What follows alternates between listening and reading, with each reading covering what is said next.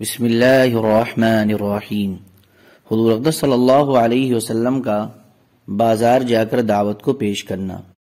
حضرت ربیعہ بن عباد رضی اللہ عنہ جو قبیلہ بنی دیل کے ہیں، جنہوں نے جاہلیت کا زمانہ پایا تھا اور وہ مسلمان ہو گئے تھے، وہ فرماتے ہیں کہ میں نے حضور اقدس صلی اللہ علیہ وسلم کو زمان جاہلیت میں بازار ذی المجاز میں دیکھا کہ آپ فرما رہے تھے، اے لوگو لا الہ الا اللہ کہو کامیاب ہو جاؤ گے، اور لوگ آپ کے ارد گرد جمع تھے اور آپ کے پیچھے ایک روشن چہرے والا بھیگا آدمی تھا جس کی 2 زلفیں تھی، اور وہ یہ کہہ رہا تھا نعوذ باللہ کہ یہ بے دین ہے اور جھوٹا آدمی ہے، جہاں بھی آپ تشریف لے جاتے وہ آپ کے پیچھے ہوتا۔ میں نے اس آدمی کے بارے میں پوچھا کہ یہ کون ہے؟ لوگوں نے بتایا کہ ان کا چچا ابو لہب ہے۔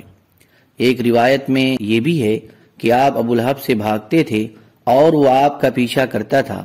ایک اور روایت میں یہ ہے کہ لوگ آپ پر ٹوٹے پڑتے تھے۔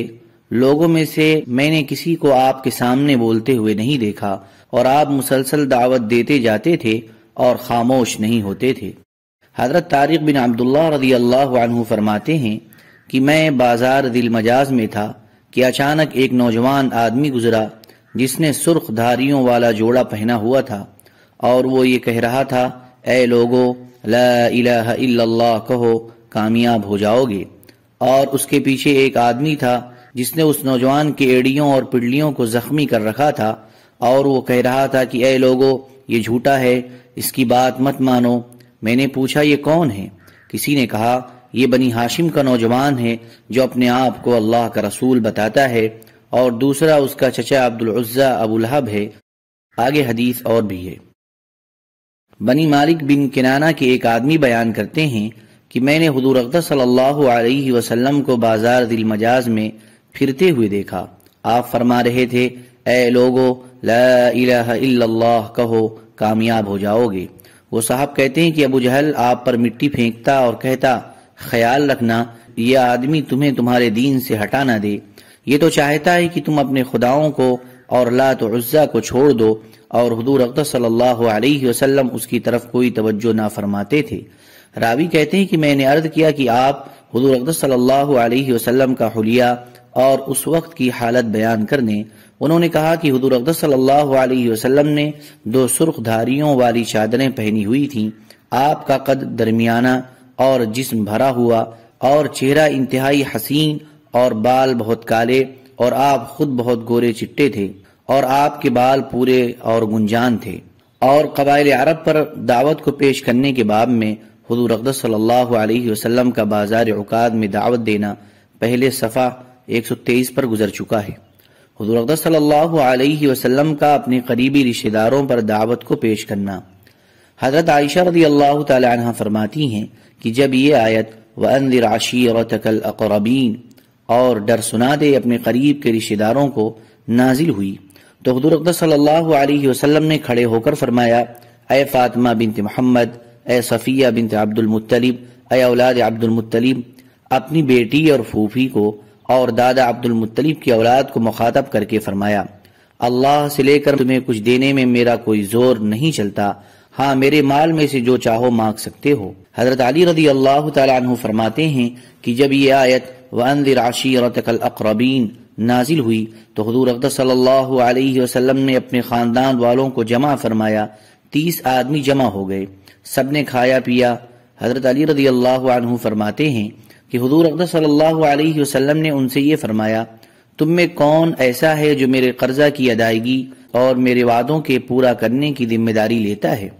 جو یہ ذمہ داری لے گا وہ جنت میں میرے ساتھ ہوگا، اور وہ میرے اہل میں میرا قائم مقام ہوگا۔ ایک آدمی نے کہا، آپ تو سمندر ہیں، آپ کی ان ذمہ داریوں کو کون نبھا سکتا ہے؟ اس کے بعد آپ نے اس بات کو 3 مرتبہ پیش کیا۔ حضرت علی رضی اللہ تعالی عنہ فرماتے ہیں کہ آپ نے یہ بات اپنے گھر والوں پر بھی پیش کی۔ اس پر حضرت علی رضی اللہ تعالی عنہ نے کہا، میں تیار ہوں۔ حضرت علی رضی اللہ تعالی عنہ فرماتے ہیں کہ حضور اقدس صلی اللہ علیہ وسلم نے بنو عبد المطلب کو جمع کیا یا آپ نے ان کو بلایا، اور یہ ایسے لوگ تھے کہ ان میں سے ہر ایک سالم بکرا کھا جاتا تھا اور 3 سا یعنی 10.5 سیر تک پی جاتا تھا، لیکن آپ نے ان کے لیے مد 14 چھٹا کھانا تیار کیا۔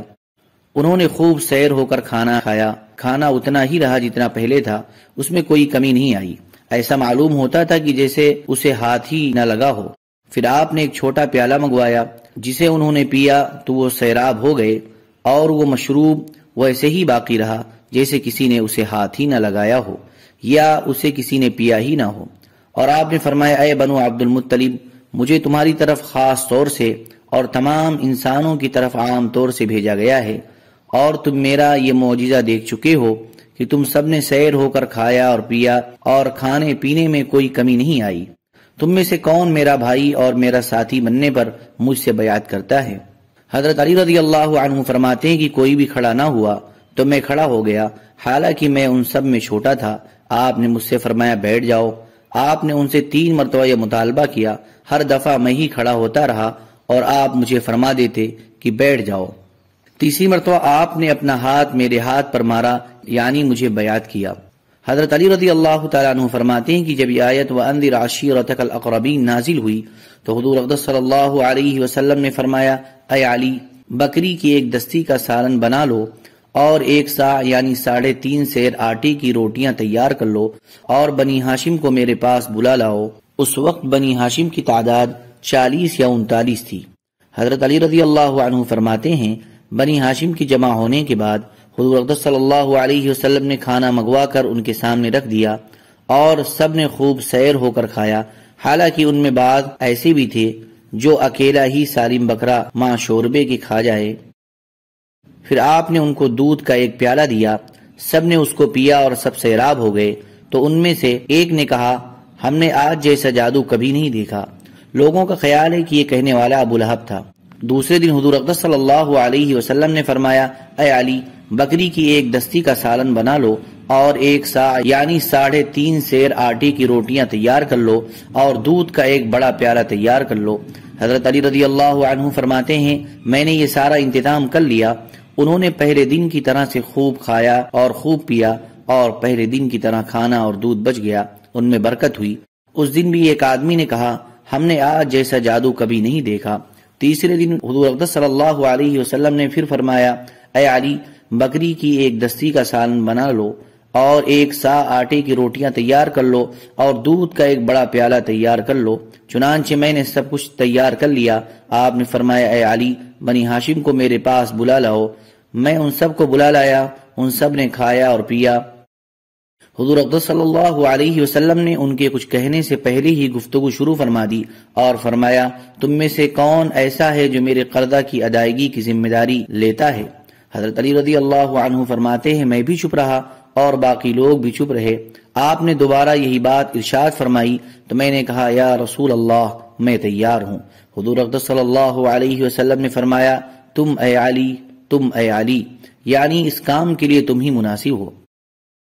ابن ابی حاتم نے بھی اسی مفہوم کی حدیث بیان کی ہے، اور اس میں یہ مضمون ہے کہ حضور اقدس صلی اللہ علیہ وسلم نے فرمایا کہ تم میں سے کون میرے قرضے کی ادائیگی کی ذمہ داری لیتا ہے اور میرے بعد میرے اہل میں میرا قائم مقام بننے کے لیے تیار ہے۔ حضرت علی رضی اللہ عنہ فرماتے ہیں کہ سب لوگ خاموش رہے، اور حضرت عباس رضی اللہ تعالی عنہ اس ڈر کی وجہ سے خاموش رہے کہ حضور کے قرضے کو ادا کرنے کے لیے کہیں ان کو سارا مال نہ خرچ کرنا پڑ جائے۔